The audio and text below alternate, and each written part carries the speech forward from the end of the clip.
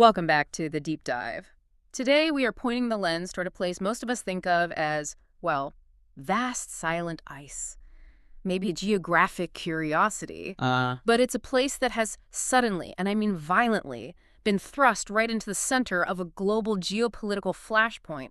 We're talking about Greenland. Or, as its people know it, Kalalit Nunaat, the land of the Kalalit. Exactly. And you're absolutely right. This isn't just a story about melting ice caps, though. I mean, that environmental catastrophe is the engine driving all of this. Right. It's a really dramatic, complex story about sovereignty, strategy, and an unprecedented diplomatic crisis that, as of early 2026, threatens to dismantle the entire post-World War II security architecture. It sounds like it's threatening the NATO alliance itself. That's not an exaggeration. It is. Okay, let's unpack this. We've got sources detailing everything from 10th century Norse settlements. Right. And the secret, really controversial history of U.S. nuclear projects on the island, right up to the most recent highly charged political election in Mook. And that extraordinary unified response from major European powers following explicit military threats from the United States. It's a shocking turn of events. So our mission today is to cut through all that noise. We want to give you a thorough understanding of this core tension. And that tension is, you have Greenland, the world's largest non-continental island. It's an autonomous territory of Denmark. It's aggressively pursuing eventual independence, but now it finds itself caught between its deep historic European ties and this, well, aggressive maneuvering by the U.S. that culminated in explicit threats of military action. In late 2025 and early 2026, this is the moment, isn't it? The moment Greenland moved from being a strategic asset to a global crisis point. That's the inflection point. So let's define our subject immediately. Greenland is simply enormous, over 2 million square kilometers. It's hard to even picture. To put that in perspective, that's roughly the size of Mexico. And it's a geographically North American entity, right? It's separated from Canada's Ellesmere Island by just 16 miles. It's the tiny strait. Yet, politically and culturally, it has been tied to Europe for more than 1,000 years, starting way back in 986 AD. And that geographic paradox is just magnified by the human element. Despite its continental size, the population is minuscule. It's tiny. The most recent estimate puts it at only about 57,000 residents. 57,000. Which makes it the least densely populated territory on the globe.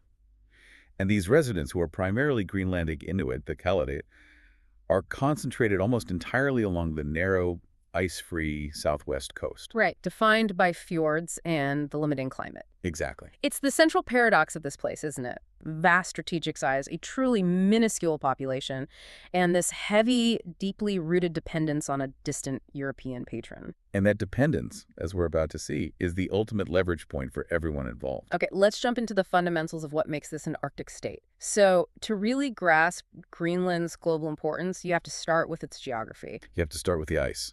2/3 of the island lies north of the Arctic Circle, which immediately tells you about its extreme latitude and the severity of the environment. But the most critical geographic feature is, of course, the ice sheet. The Greenland ice sheet. It covers an astonishing 81% of the total land area. 81%. It's second only to Antarctica in size. And I want to highlight the sheer and, frankly, terrifying scale of this ice mass because it defines the global threat multiplier here. The ice sheet holds a volume of approximately 2.85 million cubic kilometers. And if that ice were all to melt, and the melt rate is accelerating, it alone would raise the global sea level by about 7.4 meters. 7.4 meters. That is a staggering number. It's why Greenland's stability is literally a coastal city security issue for the entire world. And the human contrast to this icy wilderness is what makes the politics so intense. All the towns and settlements are confined to that narrow, ice-free coastal strip. Nuuk, the capital, is built right on this slender margin. And to show the island's incredible reach, its northern extremity is Kafakluban Island, which was confirmed in 1969 as the world's northernmost undisputed point of permanent land. I mean, Greenland literally touches the true top of the world. So how did this remote, ice-dominated land gain its complex political status? How did it move from a colonial holding to an autonomous territory that's capable of challenging U.S. geopolitical maneuvering? Well, it's a history of a slow, often difficult separation from the colonial power, Denmark. Where does that path start? It really starts in 1814 when Greenland became unified with Denmark after the separation of Denmark and Norway. But the formal colonial era, that ended after World War II. Okay. In 1953, the Danish constitution fundamentally changed Greenland's status. It ended its colonial designation and fully integrated it into the Danish state as a county. And that granted full Danish citizenship to all Greenlanders. Yes, this was the integration phase, meant to modernize Greenland, but as we'll discuss, it came with some very heavy cultural costs. Then came the move towards self-rule, starting in the late 70s. Exactly. The path toward devolution of power began with the Home Rule Act in 1979, which granted some limited local autonomy. But the real acceleration came with the Self-Government Act of 2009. That was the critical watershed moment. It transferred key responsibilities, judicial, policing, and critically control over natural resources, from Copenhagen to the local government, the Naalakkersuisut. And that act also formally recognized Greenlanders, they call it, as a separate people under international law. It did.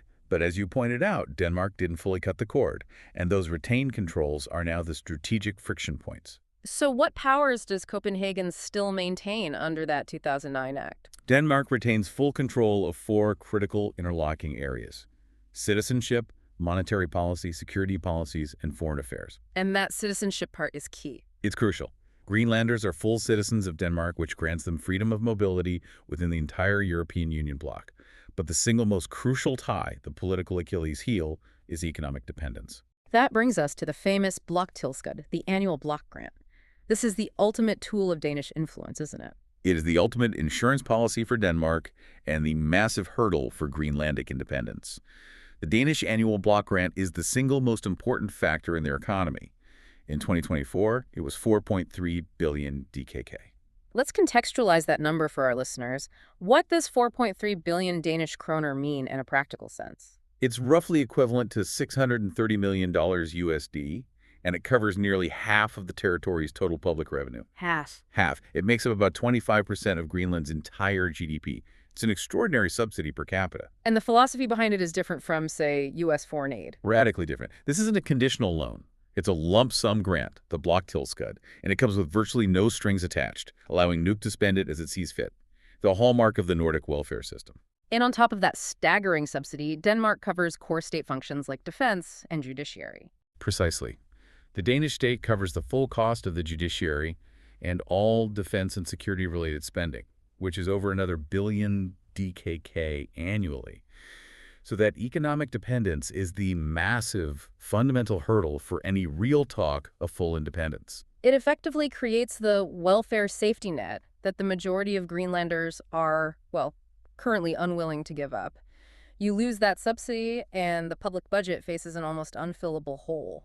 And that hole is critical because the existing economy, while robust in its sector, is very, very narrow. So what actually drives Greenland's domestic revenue besides that Danish cash flow? It's overwhelmingly the sea, right? Yes. The economy is highly dependent on the fishing industry, specifically high-value species like shrimp and various types of fish. What percentage of their exports does that account for? It's over 90% of Greenland's total exports. It's consistently the largest income earner. And with warming waters, the global significance of this industry for Greenland might even increase. A perverse benefit of climate change. In a purely economic sense, yes. And despite this reliance on the sea, the infrastructure on land is incredibly challenging. The isolation is profound. There are virtually no roads connecting the cities. If you want to go from Nuuk to Sissamut, you fly or you take a boat. And I know they've been trying to modernize their gateways to the world, moving away from the old Cold War hubs. They are. We're seeing major airport expansions in Nuuk and Ilulissat and also Narsarsuaq.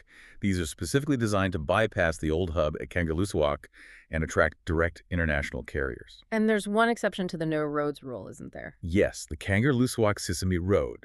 It's a challenging 160-kilometer gravel road project now nearing completion, which will be the first ever to connect 2 non-adjacent settlements. So we have a strategic island, highly autonomous but economically tethered by this massive Danish subsidy. But to understand why Greenlanders recoil so violently at the idea of the U.S. just buying them, we have to look at the profound historical scars they carry. The deep human story of Greenland is one of migration, adaptation, and just incredibly harsh environments. Before any Europeans arrived, the island was first settled by several successive Paleo-Inuit cultures. The Sequoic, Independence, and Dorset cultures. Exactly. Starting around 2500 BC, migrating from what is now Canada. And what's historically fascinating is the genetic discontinuity. There are no genes from that later Dorset culture in the present-day population of Greenland. Right, suggesting they disappeared or were completely displaced before the next wave arrived. And then comes the more famous chapter, the Norse settlement. Starting in 986 AD, led by Eric the Red, Icelanders and Norwegians settled the uninhabited southern part, forming several settlements. They brought European farming traditions and actually thrived for centuries. But then, mysteriously, they vanished in the 15th century. It's one of history's great enduring puzzles. It is, and the sources give us several competing theories. The most prominent one links their disappearance to the onset of the Little Ice Age. The climate turned against them. Dramatically. Ice core data suggests a significant rapid drop in summer temperatures, maybe as much as 6 to 8 degrees Celsius. This would have devastated their farming economy, likely leading to famine. There's that grim record in the Icelandic Book of Settlements. Yes, which heartbreakingly records famines where the old and helpless were killed and thrown over cliffs. A truly stark image. But other evidence complicates this simple climate narrative. Correct. Some historians argue it was actually external economic shifts. The Norse's most valuable export was walrus ivory. By the 15th century, the price of that ivory plummeted because of competition from cheaper elephant ivory from Africa. So their main export became worthless. Essentially. This suggests a gradual economic abandonment, not just widespread starvation. And then there's the cultural argument, a failure to adapt. The idea that they were victims of hidebound thinking? Precisely. They clung fiercely to their European traditions, their diet, their dress, and were reluctant to adopt crucial Inuit apparel and hunting gear, which were essential for survival.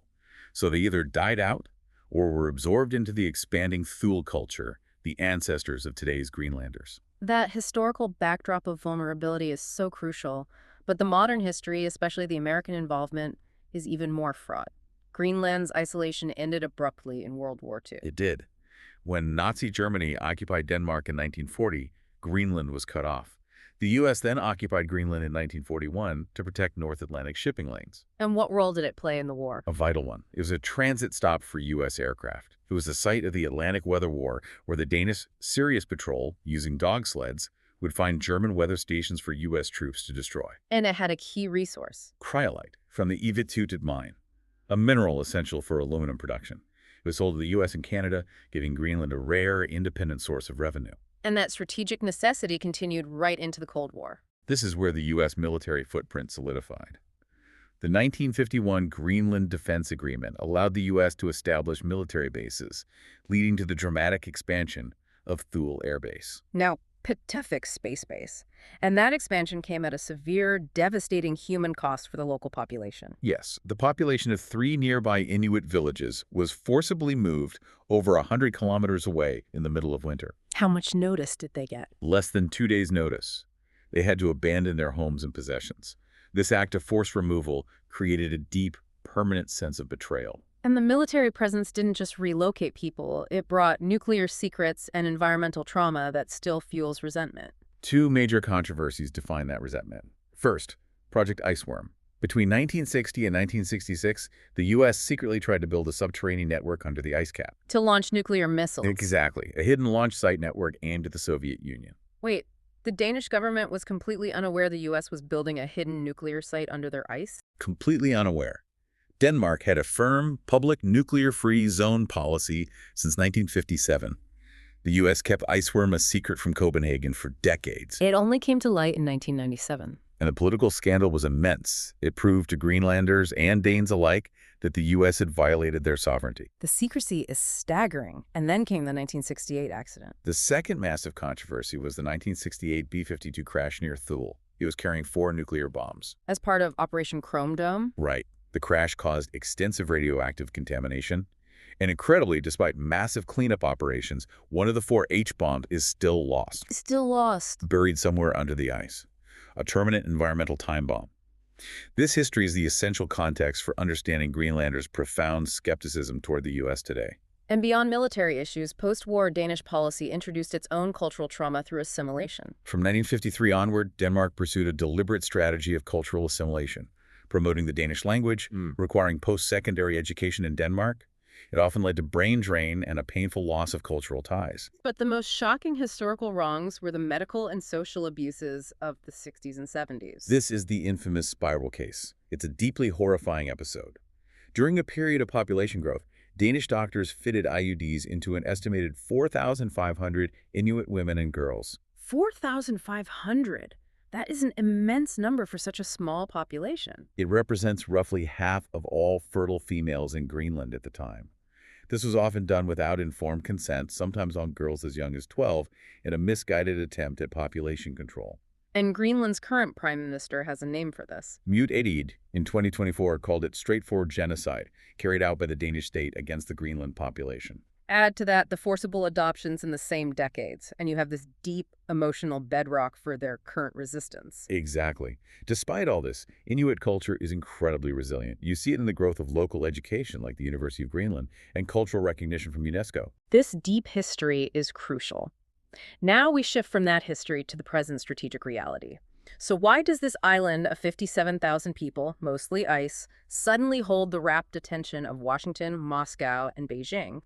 The simple answer starts with location. Location, location, location. Geographically, Greenland is absolutely indispensable for North Atlantic defense and for monitoring the Arctic. It forms the western anchor of the GI-UK gap. The Greenland-Iceland-UK gap. Exactly. That maritime choke point is vital for NATO to monitor and restrict Russian naval and submarine movements trying to enter the North Atlantic. And the high-tech defense infrastructure that was controversial in the past is now more vital than ever. That's Patuxent Space Base. It's the northernmost U.S. installation, operated now by the U.S. Space Force.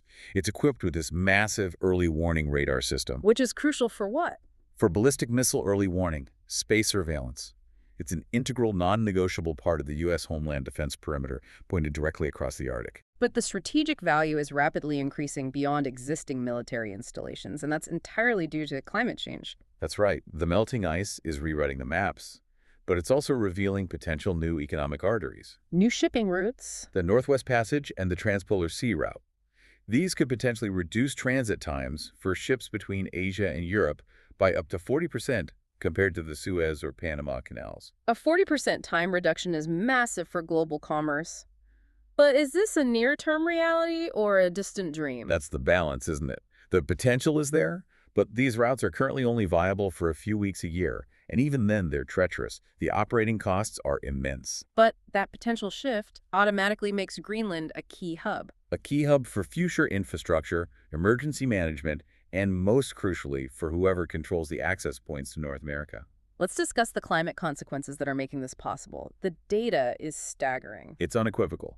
The Greenland ice sheet has been declining at an average rate of 266 billion metric tons per year since 2002. And since 1996. Not a single year of net mass gain. The melting accelerated so rapidly that the 2010s saw the fastest melt rate in at least the past 12,000 years. We've seen truly shocking extreme events in just the last few years. Absolutely.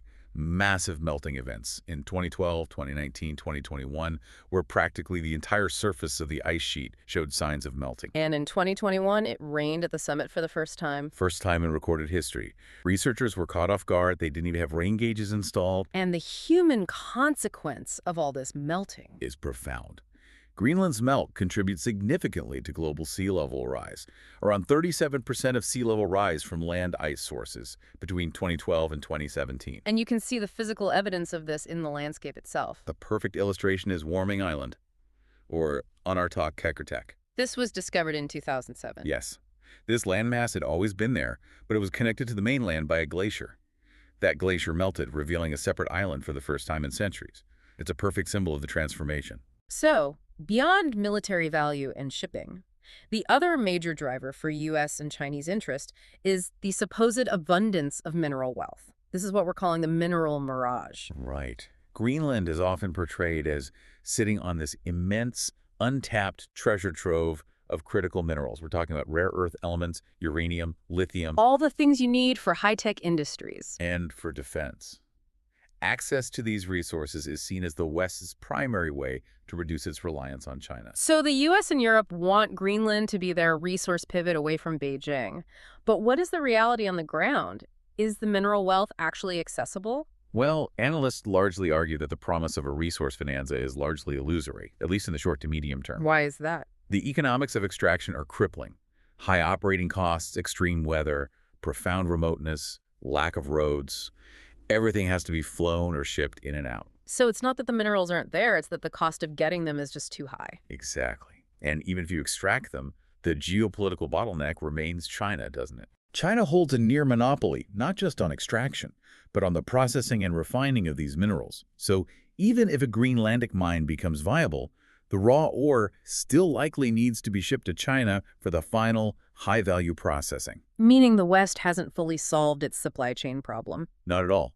And adding to the caution, Greenland's own government banned all new oil and gas exploration in 2021, citing the environmental cost. This is a crucial point. China's interest has been aggressive, viewing Greenland as part of its Polar Silk Road, but their attempts have been thwarted. They've played a high-stakes game.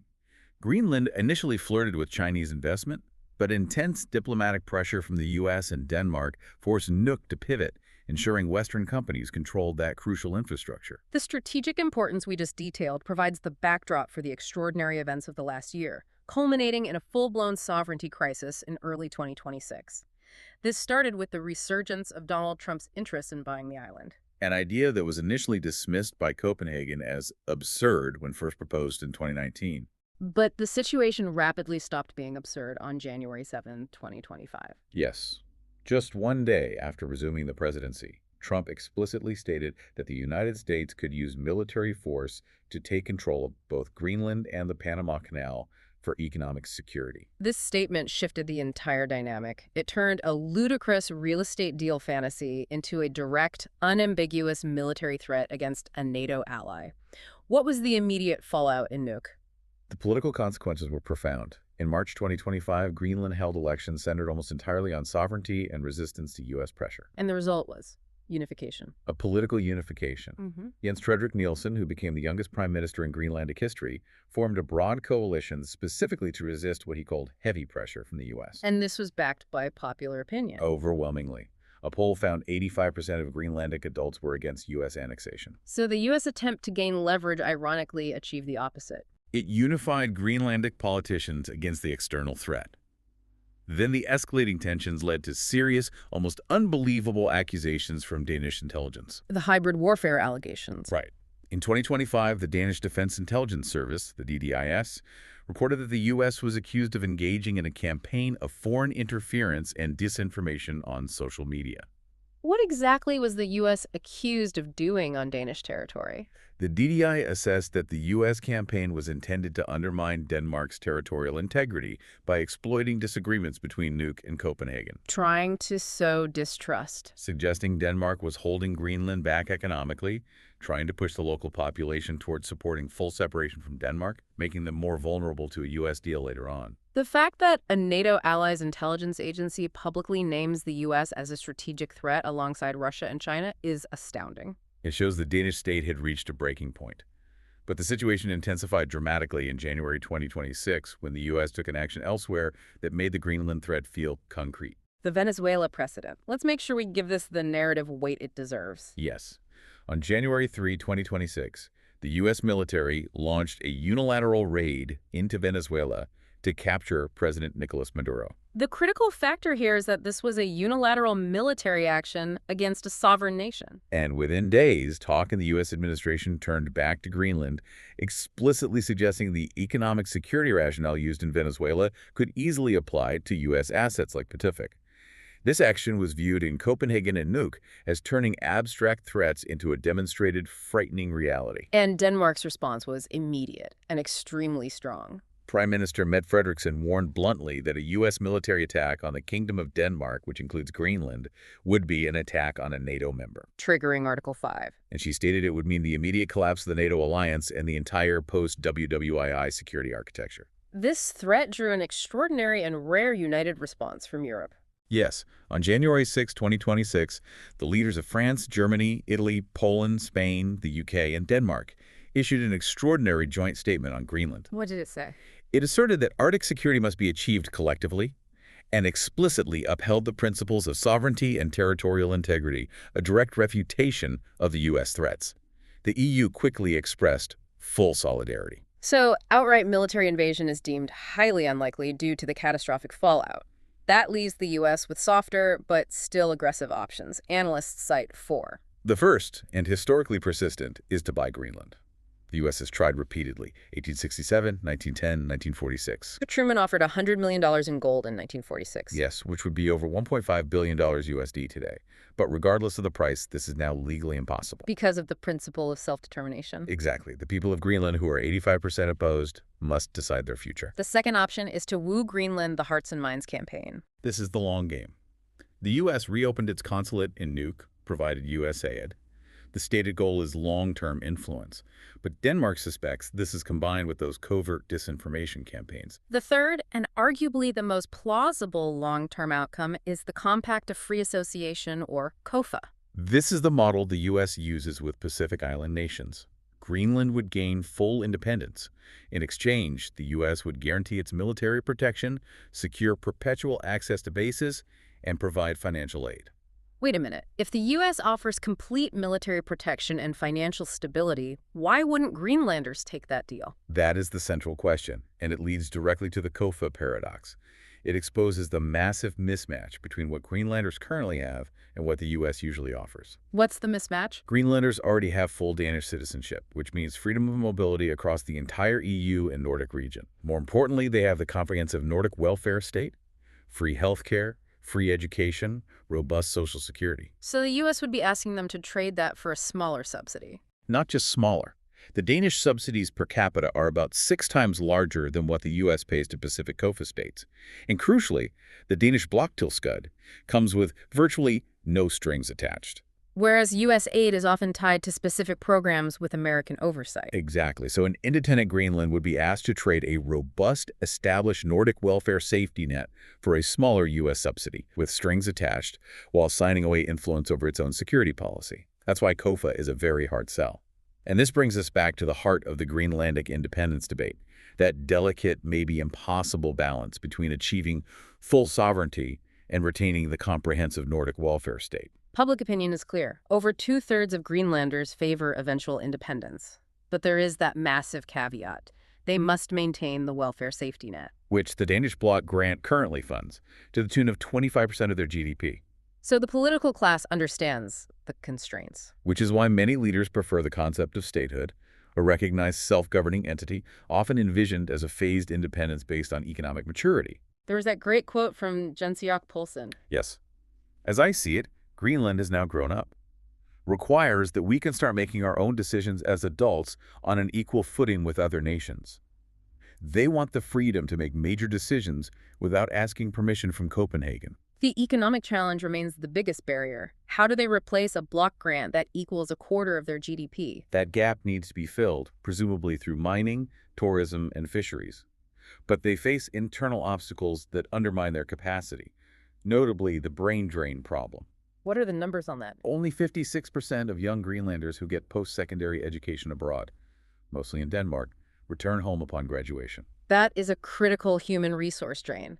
If you can't retain your best educated citizens, you can't run a modern independent state. It creates a self-perpetuating cycle of dependence. You need Danish money for education, but the education system then funnels your most talented young people into Denmark, where they often stay. And while the Nordic welfare state provides immense benefits, we have to address the severe social challenges Greenland faces. Tragically, Greenland holds the highest suicide rate in the world. It's a devastating statistic that reflects deep societal trauma. High rates of alcoholism peaked in the 80s, and while consumption rates have dropped, it still has a large socioeconomic impact. But there is some positive news. Yes, the prevalence of HIV/AIDS has fallen significantly since the 1990s peak and is now very low. But despite these issues, cultural resilience is incredibly strong. Paramount. Greenlandic, Kalaallisut, became the sole official language in 2009, a monumental political step. And culture has also been a powerful medium for political expression, especially through music. Absolutely. The bands Assume, back in the 70s, pioneered Greenlandic rock with politically charged lyrics advocating for cultural independence. More recently, the band Nordic sings solely in Greenlandic, rejecting offers to switch to English, explicitly emphasizing authenticity as a political act. Even their unique culinary culture reflects this resilience. It does. The national dish is suasap, the traditional seal or reindeer soup. And of course, there's the flaming Greenlandic coffee. It's a culture fiercely proud of its unique identity. Finally, let's look at the modern security dialogue. Greenland is insisting on the right to influence decisions that impact its future, captured in its 2024 strategy. Nothing about us without us. That phrase is the battle cry of the political elite.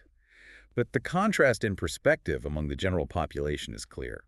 Some Greenlanders, like the Inuit hunter Alaquasiak Piri, seemed almost resigned. Suggesting U.S. control would just be switching from one master to another. Exactly.